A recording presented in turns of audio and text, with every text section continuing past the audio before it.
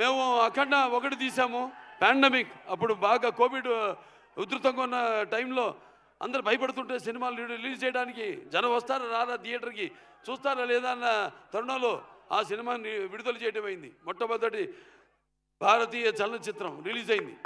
ఆ తర్వాత మిగతా సినిమాలన్నీ రిలీజ్ అయినాయి. ఆ సినిమాలు మనం చూపించింది ఏంటి? పిల్లల జోలికి కానీ, ప్రకృతి జోలికి కానీ, ధర్మం జోలికి కానీ వస్తే భగవంతుడు మనిషిలోకి ఆవహిస్తాడని. ఈ సినిమాలో మీరు రేపు చూడబోతున్నారు ఏంటంటే, ముఖ్యంగా సనాతన హైందవ ధర్మం, యువతరానికి ప్రతినిధులు, నవతరానికి నాయకులు, భావితరానికి భారతదేశ మహాశక్తి అయిన యువత మీరందరూ కూడా పెడదారిలో కాకుండా మంచి దారిలో నడవడానికి నా ప్రతి సినిమాలో ఏదో ఒక సందేశం ఉంటుంది. అటువంటిదే ఈ అఖండ తాండవం.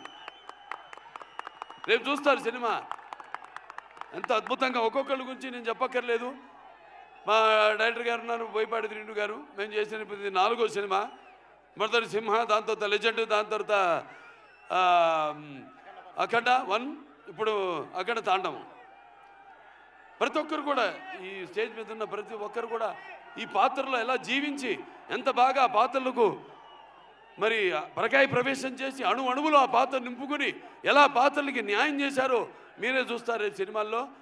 అంత క్రెడిట్ నేను అంటే నా గురించి ఈ సినిమా గురించి చెప్పాలంటే నేను ఏ పాత్ర చేసినా కూడా ఆ పాత్ర నాలో ఆవహిస్తుంది.